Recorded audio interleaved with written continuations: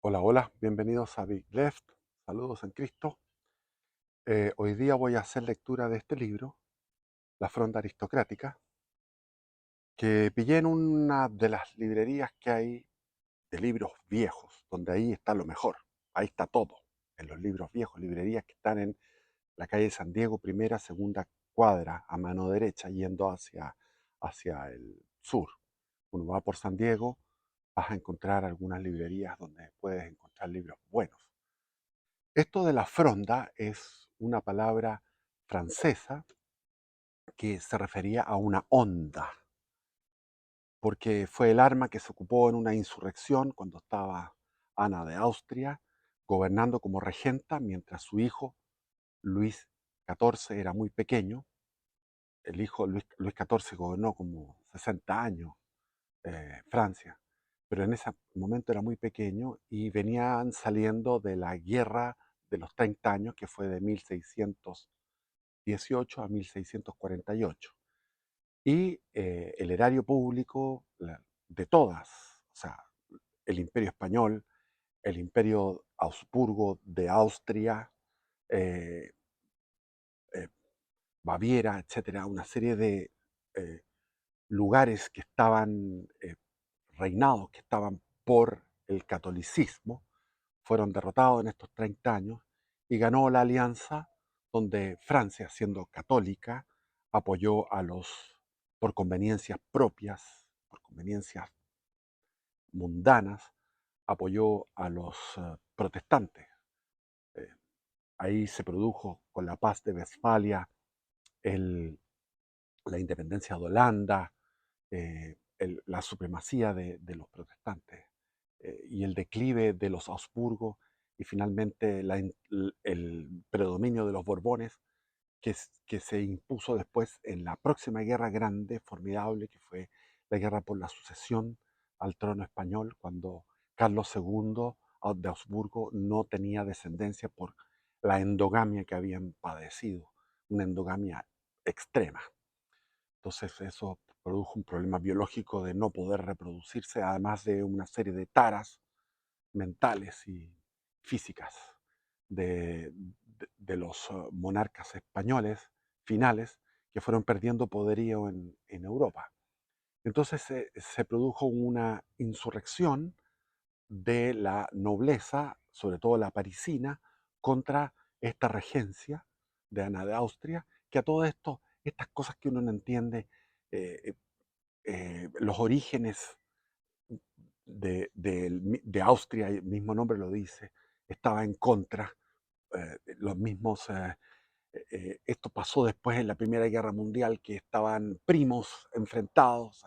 El Guillermo II de Prusia, que era de Alemania ya, era pariente del Nicolás II, del zar de Rusia, y a su vez estaba emparentado con el Jorge, que era de Inglaterra, etcétera. Entonces, todos estos son una serie, se casaban entre ellos, y de ahí venían muchas enfermedades, se casaban entre ellos, pero eran traidores a sus orígenes. Entonces, y los mismos católicos eran traidores, los católicos franceses, como el cardenal Richelieu, el que es el famoso, el que hizo la famosa frase laissez faire, laissez passer, laissez faire, dejar hacer, dejar pasar. Después vino Mazarino, que lo sucedió en la misma, con regencias y con reyes que estaban todavía jóvenes. Entonces Mazarino continúa, es otro cardenal que continúa la tradición, en el fondo, anticatólica de aliarse con protestantes y también aliarse con el Imperio Otomano. Luis XIV después se alió con el Imperio Otomano, como lo había hecho Francisco I. Entonces Francia siempre ha tenido, desde el punto de vista de su participación en la cristiandad, a partir del siglo XVI, tuvo un comportamiento traidor y lo está pagando con toda la invasión musulmana que tiene actualmente. Bueno, entonces la fronda también se entiende como el árbol, en la frondosidad del árbol está lleno de ramificaciones. Entonces ese también es en el fondo el significado que le está dando eh, Alberto Edwards. Alberto Edwards Vives es el autor de este libro y esta es la 8ª edición de 1976. Tuvo un éxito de ventas porque es muy buena la reflexión que hace con respecto a lo que fue el siglo XIX. Y iniciamos la lectura. Empezamos con el capítulo primero. Dice algunas características de la aristocracia chilena. Sería interesante hacer el balance exacto del debe y el haber de la aristocracia como elemento de organización o desorden en la historia de Chile. Los bien meditados artículos de don Rafael Maluenda nos invitan a dilucidar este problema.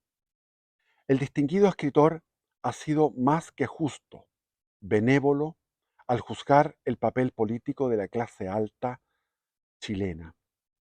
Casi me atrevería a insinuar que ha exagerado un tanto sus virtudes organizadoras, que son y fueron siempre bastante negativas, como las de toda colectividad algo numerosa. El peluconismo, esto es, la aristocracia por más de 20 años quieta, obediente, dispuesta a prestar su apoyo desinteresado y pasivo a todos los gobiernos, esto fue entre 1830 y 1850, esos 20 años de paz absoluta, luego de la Guerra Civil de 1829, fue un milagro que inmortalizó a Portales y el secreto del éxito de aquel hombre extraordinario. Antes y después de ese milagro, la historia política de Chile independiente es la de la fronda aristocrática, casi siempre hostil a la autoridad de los gobiernos y a veces en abierta rebelión contra ellos. Esa fronda derribó la monarquía en 1810 y a O'Higgins en 1823, el primer gobierno autoritario, eh, dictatorial podríamos llamarlo, puso años más tarde al decenio de Montt, de don Manuel Montt, al borde de su ruina con dos rebeliones, la del 1851 y la de 1859. O sea, don Manuel Montt tuvo que enfrentar dos rebeliones dentro de su decenio, de su gobierno. Y desde entonces hasta 1891, otra vez que irrumpió la fronda aristocrática, en los pocos tiempos de paz, como los de Borrasca, que fue la guerra contra España, la guerra del Pacífico, fue poco a poco esta fronda aristocrática fue poco a poco demoliendo lo que había sobrevivido de la obra organizadora de 1830. Entonces, dueña ya absoluta del campo, se transformó en oligarquía. Es decir, pasó de 1891 a constituirse en oligarquía. El liberalismo y el clericalismo ultramontano son dos grandes movimientos espirituales de nuestra historia, fueron, si bien se considera, manifestaciones casi paralelas y contemporáneas del mismo espíritu de Fronda. Es decir, la Fronda se manifestó en dos corrientes, la conservadora ultramontana, clerical, católica, fanática, y la liberal, el liberalismo anticlerical, masónico, eh, que fue venciendo en este gallito de las dos fuerzas de esta aristocracia encontrada en estas dos fuerzas de la primera mitad y segunda mitad del siglo XIX. Por eso, a pesar de su aparente antagonismo, estuvieron el uno y el otro del mismo lado en los momentos decisivos. Por ejemplo, en 1891 vemos cómo Carlos Walker Martínez era representante de lo que era el espíritu espíritu conservador pelucón, y por otro lado estaban los liberales que rompieron con el gobierno liberal de Balmaceda, que Balmaceda era un liberal y se vio enfrentado contra sus mismos eh, partidarios. El común enemigo de ambos era el poder. No pretendo hacer crítica histórica, ni mucho menos negar las virtudes de la respetabilísima clase dirigente del primer siglo de la República. Esto es verdad, era respetable, muy respetable clase dirigente del siglo XIX. Habría que empezar a hablar de ello, pero estamos leyendo el texto. Me limito a recordar hechos y adelanto desde luego que, en mi opinión, no existen responsabilidades colectivas en la historia. Es propio de todas las aristocracias de verdad el ser frondistas, y aún hay que agradecerle, y mucho a la nuestra, el que dejara de serlo por 20 años siquiera, lo que nos permitió organizarnos, es decir, el gobierno de Joaquín Prieto y el gobierno de Manuel Bulnes. Temo que ninguna otra colectividad directiva y política sea ni ahora ni nunca capaz de repetir la hazaña. Los portales no nacen tampoco todos los días. La fronda de que hablamos no tuvo su origen, como las de Europa, en resabios de feudalismo mal vencidos por el triunfo del poder monárquico absoluto, lo que estábamos mencionando. Desde mucho antes de 1810, las antiguas familias de conquistadores y encomenderos, arruinadas por el lujo y el ocio, o extinguidas en la guerra o el claustro, se encontraban en plena decadencia.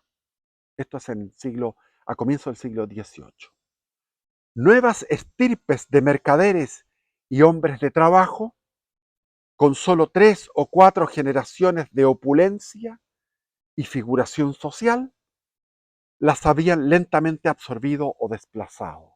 Es lo que yo he contado sobre el arribo de los vascos y su espíritu práctico, su espíritu de burgués. Llegó así a dominar económica y socialmente en el país una aristocracia mixta, lo que llamaba Encina la aristocracia castellano-vasca. Era burguesa por su formación debido al triunfo del dinero, por su espíritu de mercantilismo y de empresa, sensata, parsimoniosa, de hábitos regulares y ordenados, que venía eso de la antigua aristocracia castellano, pero por cuyas venas corría también la sangre de algunas de las familias feudales, de las antiguas encomiendas indígenas. Por otra parte, la desaparición o abatimiento de estas últimas, de las familias feudales, había colocado a los nuevos magnates en la cúspide de la escala social, es decir, los vascos. Y esta circunstancia contribuyó a transformarlos en aristocracias de espíritu. Se mezclaron con los castellanos a través de vínculos matrimoniales, y los vascos imitaron esta aristocracia de espíritu, empapados en sentimientos de superioridad jerárquica feudal. Nada había en ellos de la pasión igualitaria de las burguesías europeas, porque tampoco hubieron de sufrir desdenes y humillaciones por parte de los vanidosos hidalgos nobles, ni soportar las cargas de los privilegios onerosos que prácticamente no existían en las colonias españolas. Es decir, la burguesía europea estaba en contraposición a la nobleza, porque la nobleza los miraba con desdén, como advenedizos recién nuevos ricos. En circunstancias que en el terreno español, en el terreno del Reino de Chile, eso no sucedió, y se emparentaron a través de matrimonios, y se fusionó esto. Este espíritu burgués no tuvo no fue despreciado, fue asimilado. Estos burgueses, grandes señores, cualquiera fuese su origen, el origen de su encumbramiento, eran además dueños de la tierra y nada desarrolla mejor el espíritu feudal que la gran propiedad agrícola, sobre todo en países como Chile, en que, a pesar de la abolición legal de las encomiendas bajo el reinado de Carlos III, el régimen del vasallaje rural perduró en las costumbres por largo tiempo antes y después de 1810. De esta mezcla de elementos burgueses y feudales, sacó nuestra antigua clase dirigente su extraordinario vigor y también algunas de sus debilidades. El amor al trabajo y a la economía, el buen sentido práctico, y con ello la falta de imaginación, la estrechez de criterio, son rasgos esencialmente burgueses. El ansia de poder y dominación, el orgullo independiente, el espíritu de fronda y rebeldía han sido siempre, en cambio, cualidades aristocráticas y feudales, que denuncian al amo de siervos, al orgulloso señor de la tierra. Un detalle racial contribuyó a acentuar estas características. En Chile, el problema político no se ha planteado nunca sobre la base de un antagonismo entre conquistadores y conquistados, como se les suele denominar en otros lugares.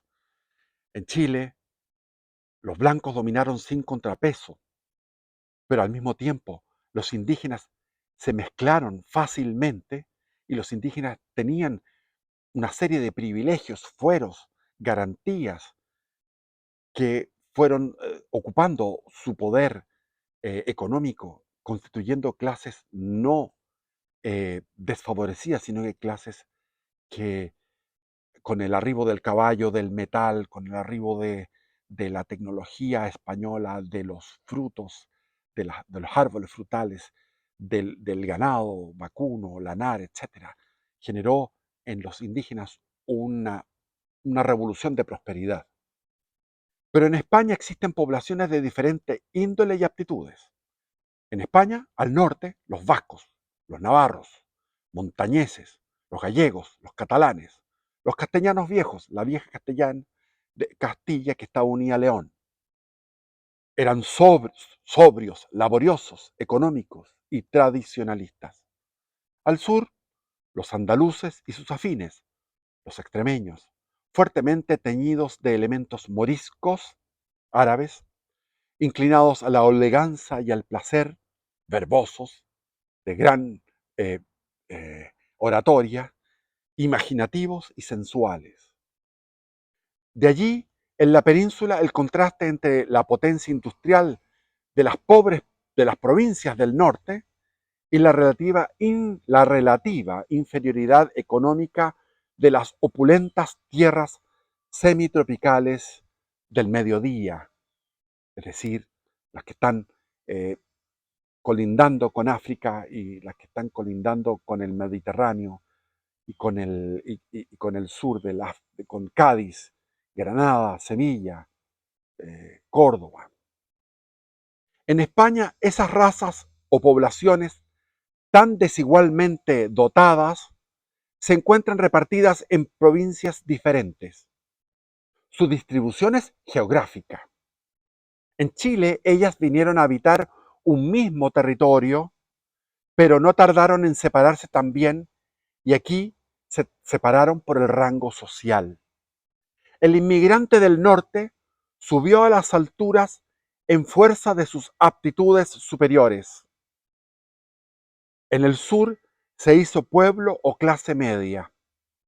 Hubo un tiempo no lejano en que era tan raro encontrar un apellido vasco en la plebe como un inglés o un alemán. En este sentido, la aristocracia chilena fue también una selección racial. En el estudio de este hecho encontraríamos la explicación de muchos problemas y fenómenos que serán de mayor actualidad mientras se vaya acentuando la transformación política y social iniciada en los últimos años en Chile. Se refiere a la década del 20 del siglo XX.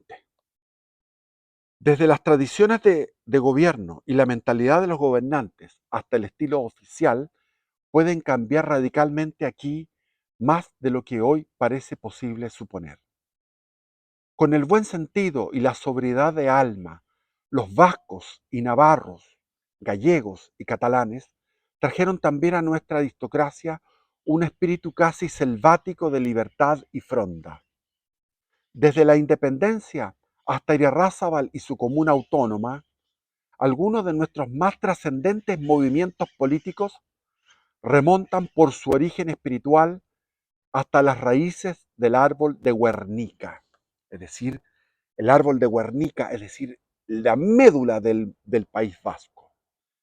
Añoranzas inconscientes de las libertades nativas trajeron aquí instituciones que nunca supo comprender ni aplicar un pueblo cuya masa es andaluza y mestiza, extraña a los fueros vizcaínos, extraña a toda esta tradición vasca, tradición de sus señores. No debe olvidarse que las provincias vascongadas eran en el siglo XVIII a la vez el pueblo más libre y el más aristocrático de España. Sus antiguas libertades habían resistido intactas al avance victorioso del centralismo monárquico. Todos sus habitantes eran jurídicamente hidalgos, y hasta las pobres cabañas de las aldeas ostentaban allí blasones de nobleza. El liberalismo aristocrático del viejo Chile fue, pues, hasta cierto punto, por lo menos, una venerable tradición histórica medieval, una herencia de la raza vascongada. El origen étnico y la formación de nuestra antigua clase dirigente explican de sobra sus características, que solo en estos últimos tiempos han venido a debilitarse ante el cosmopolitismo invasor del nuevo siglo. Se refiere a los primeros decenios, décadas del siglo XX.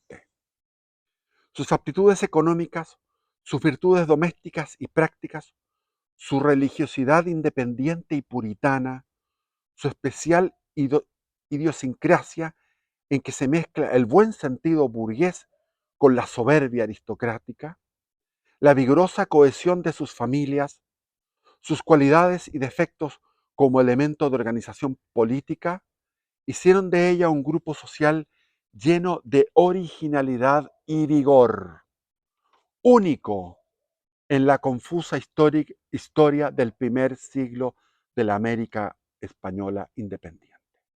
O sea, la aristocracia castellano-vasca chilena fue un faro dentro de toda la convulsa recién independizada Hispanoamérica. Por lo tanto, es Chile desde sus orígenes, desde la expedición libertadora al Perú, que fue algo, un milagro de esta república naciente en el gobierno de O'Higgins, y después la organización del sistema portaliano con esos 20 años de paz absoluta, de organización y de prosperidad, marcan una, eh, algo único en Hispanoamérica, señalando a Chile como algo único de Hispanoamérica, incluso en sus orígenes, que lo he mencionado antiguamente en otros videos, de que Chile es el único país, el Reino de Chile es el único colectivo que nace con un poema épico como era la Araucana y con una guerra interminable, tanto así que se le llamó el Flandes indiano. Flandes que siempre resistió más de 100 años a la dominación española, que es lo que es los Países Bajos actuales, y eso, Bélgica y los Países Bajos, y eso se repitió acá, pero con mayor cantidad de años y mayor cantidad de sufrimientos para el imperio español.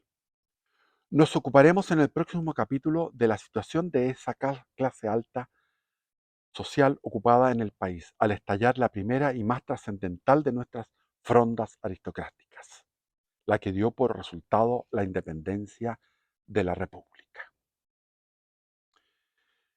Ojeada sobre la sociedad chilena en 1810.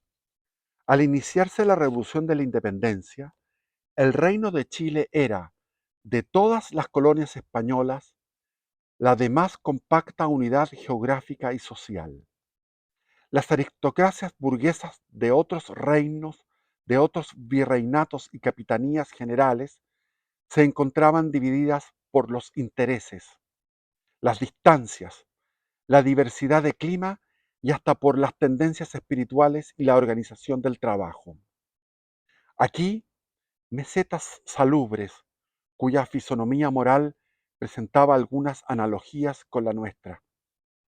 Allá, tierras calientes pobladas por aventureros sin tradiciones, ni moralidad, ni arraigo. Más lejos, llanos semibárbaros y sierras inhospitalarias de fabulosa riqueza minera, como fue, por ejemplo, las minas de Potosí en el Alto Perú. Allí se vio la, los aventureros cómo eran anárquicos y peleaban entre sí.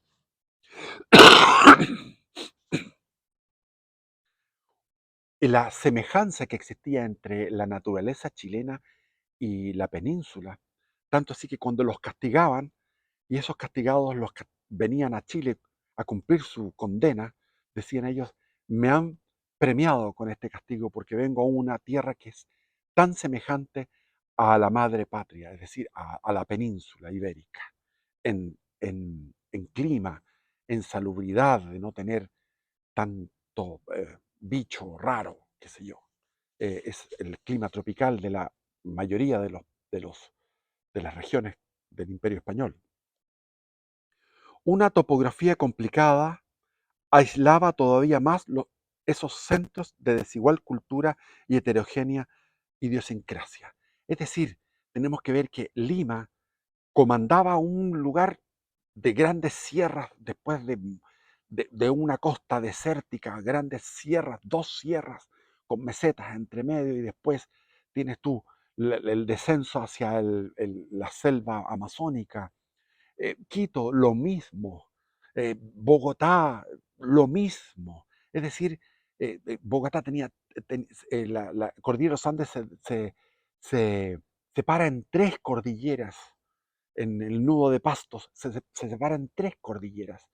Entonces, Caracas, México, todos son lugares donde es esa aristocracia de esos lugares eh, mantenía la cultura europea frente a vastas regiones indígenas y vastas regiones selváticas, desérticas, eh, mesetas inmensas, etcétera. Lo que es la vastedad de este continente, el continente sudamericano y el continente y lo que es Mesoamérica, todo lo que es la parte de México. En la mayoría de los casos no existía entre ellas otro vínculo que la rivalidad o el odio. Y eso se vio inmediatamente después de la independencia. En esos países no había por lo general ningún centro social geográficamente unido y capaz de imponerse él solo a los demás. De allí, después de la independencia, los gobiernos sin forma, los despotismos intermitentes, la falta de tradiciones orgánicas, el federalismo o el caudillaje provincial, como en la Argentina, por ejemplo. Chile, cuya población no era, contra lo que se cree de ordinario, muy inferior a la de las otras colonias, que hacían mejor figura bajo el régimen de la paz española, tuvo en cambio la ventaja de la unidad casi completa. Contaba nuestro país en 1800 unos 900.000 habitantes, de los cuales pueden calcularse en 100.000 los araucanos no sometidos. Casi la totalidad de los 800.000 restantes vivían entre La Serena y el Biobío, en una misma subzona agrícola, la de la vid y del naranjo. Los correos extraordinarios podían alcanzar en 2 o 3 días la capital desde los puntos extremos de ese territorio, bastante más reducido que el de muchas de las provincias argentinas.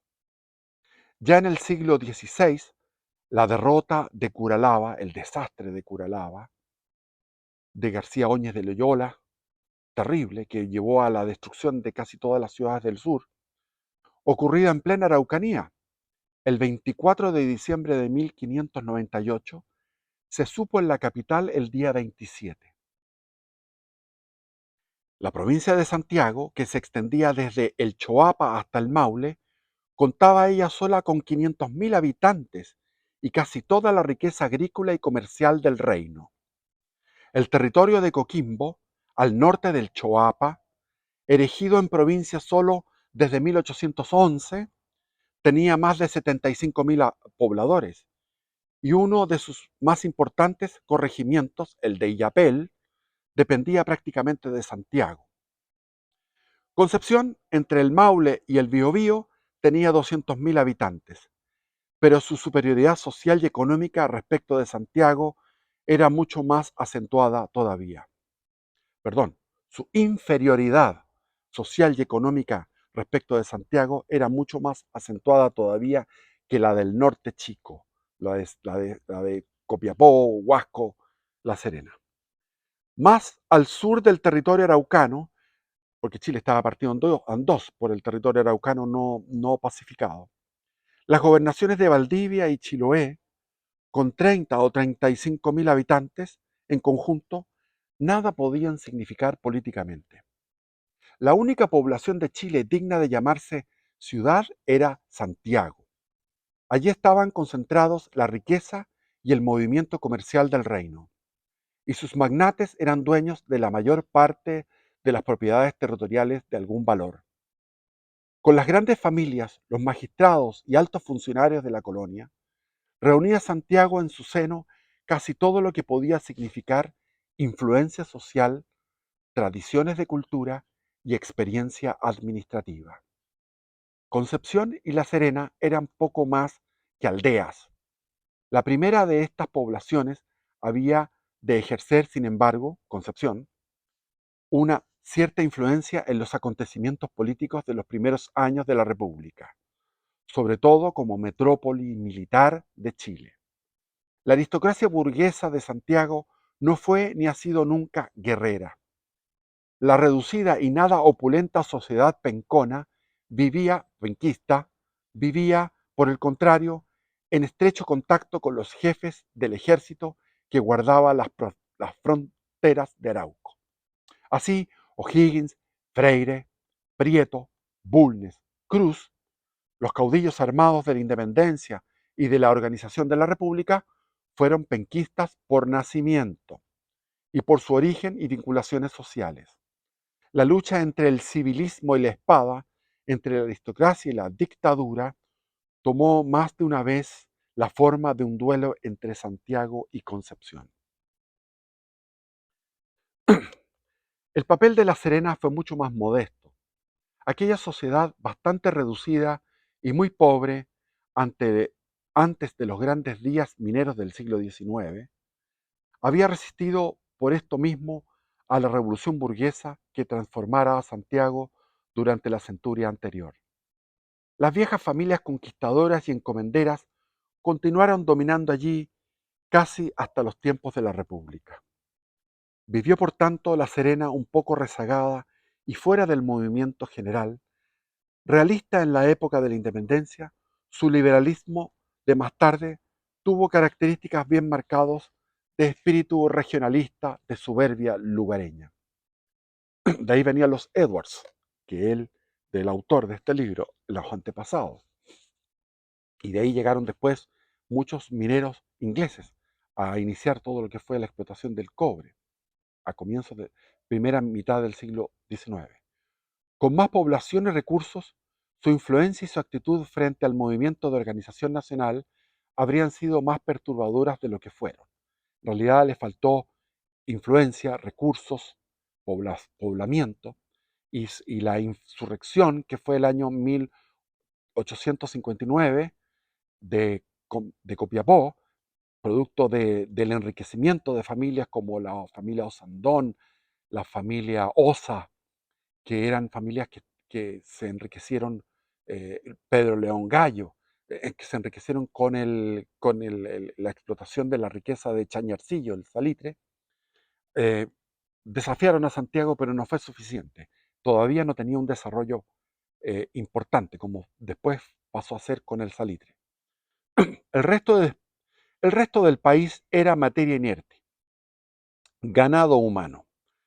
Habían de transcurrir 100 años antes de que la plebe adquiriese alguna noción de los derechos políticos que le reconocía el régimen legal. Hay que entender que la Constitución de 1833 y las otras anteriores daban una noción de los derechos de cada individuo, es decir, de la clase plebeya. Pero la clase plebeya solamente tomó conciencia de ello a final del siglo XIX y a comienzos del XX. La clase media existía apenas. Hoy, después de un siglo de instrucción pública y desarrollo urbano, estamos hablando en 1928, no es fácil concebir hasta qué punto era débil la mesocracia, es decir, la clase media chilena, en los primeros años del régimen republicano. Ella no alcanzaba a constituir una clase. Casi la totalidad de la población era rural, y en el territorio agrícola, dividido en vastos dominios feudales, no había sitio para una casta intermedia entre los señores y el inquilinaje vasallo. Digo que aún hoy, lo que es los grandes, uno va al agro, en la zona agrícola no hay clase media. La clase media es de las ciudades. En Santiago, los comerciantes y profesionales de rango, es decir, lo que había sido en Europa la gran fuerza espiritual de la burguesía, eran aristócratas también, las más de las veces por nacimiento y en todo caso por sus relaciones y por sus hábitos. Formaban con los magnates una misma familia.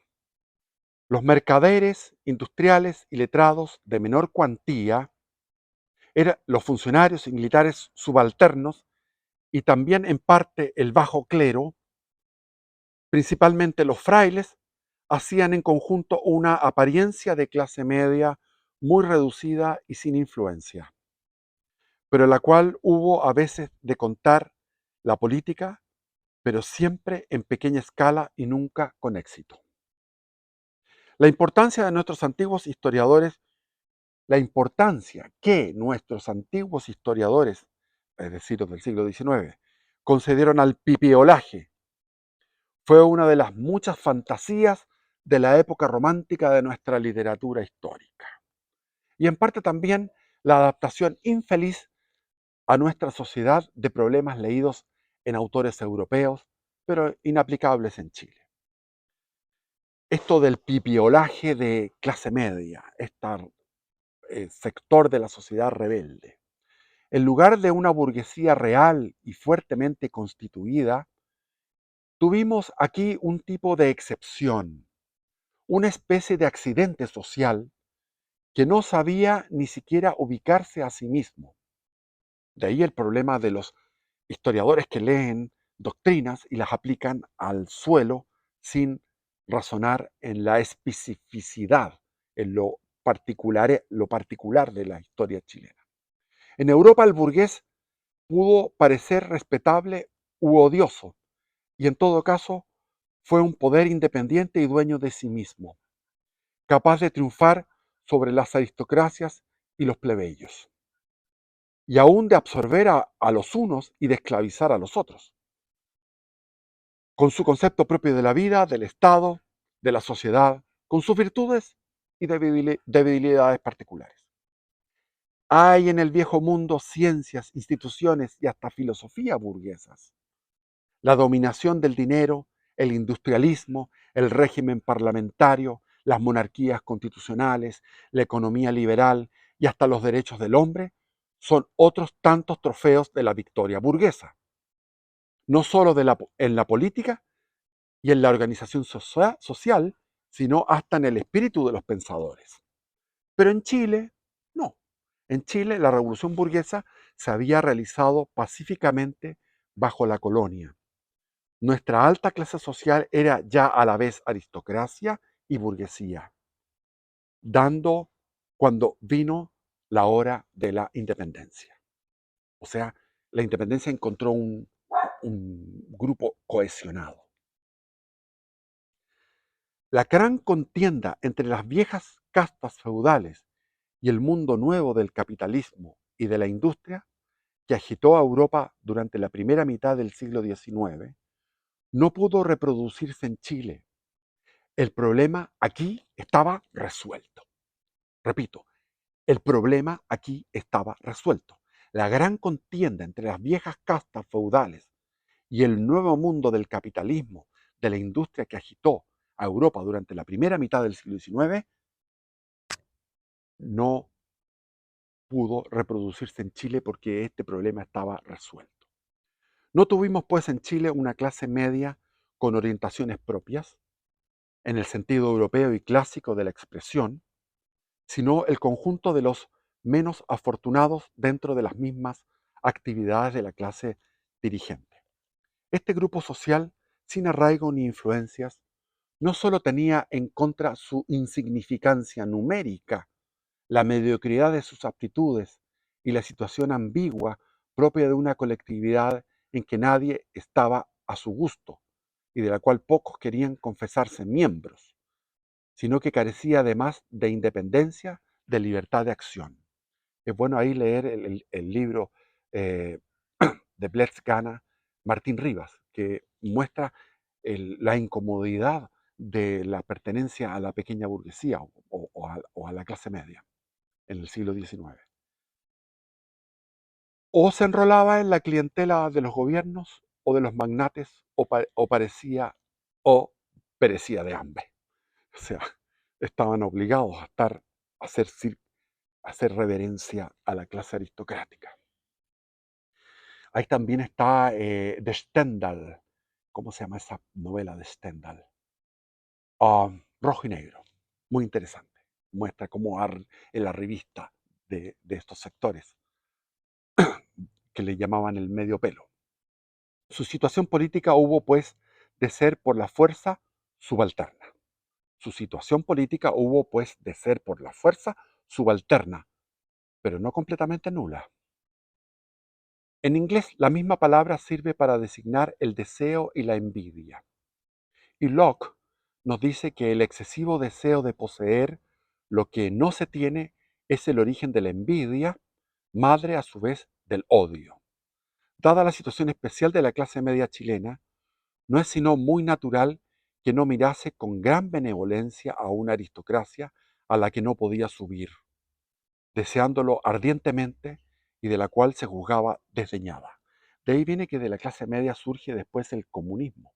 El Partido Comunista viene de elementos de clase media, el Partido Socialista, y todos estos movimientos de odio. Los gobiernos y los magnates no contaron, pues, incondicionalmente con su clientela mesocrática. Mesocrática significa clase media. El elemento genuinamente pipiolo prefería inclinarse un poco a la izquierda siempre que las ventajas inmediatas o las perspectivas de triunfo no se manifestaran con demasiada claridad a favor del bando opuesto. Es decir, el pipiolaje fue práctico, quería poder. En los momentos de verdadera crisis, la autoridad o la fronda contaron alternativamente con el apoyo de esta pequeña burguesía sui generis, no solo en razón directa de sus esperanzas de éxito, sino también a veces en razón inversa del espíritu reaccionario aristocrático, de que las facciones en lucha aparecían dominadas. En esta forma indirecta influyó nuestra mesocracia en la política como elemento más bien favorable a la evolución democrática, pero sometida siempre al vasallaje oficial u oligárquico. Hubieron de pasar muchos años antes de que, habiendo crecido en número, en cultura, en libertad y en fuerza, pudiera actuar como elemento independiente en la política del país. Estamos hablando 1920, Arturo Alessandri Palma, 1924, Carlos Ibáñez del Campo, y así sucesivamente. Los gobiernos radicales, etc. Siglo XX. El advenimiento de esa hora marca una evolución trascendental en nuestra historia, que solo las generaciones actuales han presenciado. Está hablando en 1928. Entre las causas que retardaron esa evolución, debe recordarse una bastante honrosa para nuestra vieja oligarquía política. A ver, entre las causas que retardaron el- el- el- la irrupción, el surgimiento político de la clase media, debe, debe decirse aquí que una que honra a nuestra vieja oligarquía. ¿Cuál sería? Por muchos años, los hombres de verdadero mérito, cualesquiera fueran su origen o su fortuna, no solo encontraron abierto en Chile el camino de los honores oficiales, sino también las puertas de la sociedad más exclusiva. En Santiago, como en Londres, el talento, la capacidad, el saber se conquistaban las alturas sociales con más facilidad todavía que la fortuna, lo que no es poco decir. En Londres, en Inglaterra, fue porque la extensión del imperio, cada año sumaban más y más territorios y más dominios el imperio inglés, entonces necesitaban generar mayor cantidad de aristócratas, entonces venía la meritocracia. Mucha gente de clases medias, empobrecidas, pero que tenían talento, surgieron y fueron a constituir esta cada vez más grande, engrosada clase aristocrática inglesa. Y en Chile pasó lo mismo. Entonces hubo una posibilidad de surgir, y aquí están los casos de, por ejemplo, Manuel Bulnes. Manuel Bulnes viene de un capitán en los tiempos de la independencia, Manuel Bulnes padre, que era un capitán y que tenía incluso sangre africana, de esclavo africano. Entonces la familia Bulnes es lo más encopetado que hay, pero que surgió de orígenes muy humildes. Lo mismo se puede decir de Montt. Montt era criticado porque no tenía el acervo, el arraigo, el linaje que correspondiera. Y ahora la familia Montt es una familia de encopetado linaje, pero que tiene orígenes humildes. Por temor a herir la vanidad humana, dice él, no cito nombres propios, no quiero citar los apellidos que vienen en esta ascensión social. Bueno, los pensadores de ahora nos hablan de neoaristocracias del futuro, que estarán perpetuamente abiertas a todas las superioridades. De alguna manera eso existe en Estados Unidos. eh, eh, el robo, la absorción de talentos en las universidades norteamericanas es tremendo. Entonces, una persona de Hispanoamérica que tenga mucho talento va a terminar en Estados Unidos probablemente. Nunca ha podido ser de otra suerte. Las aristocracias que cierran su libro de oro, que se cierran a a nuevos reclutas, pierden hasta el derecho de llamarse tales.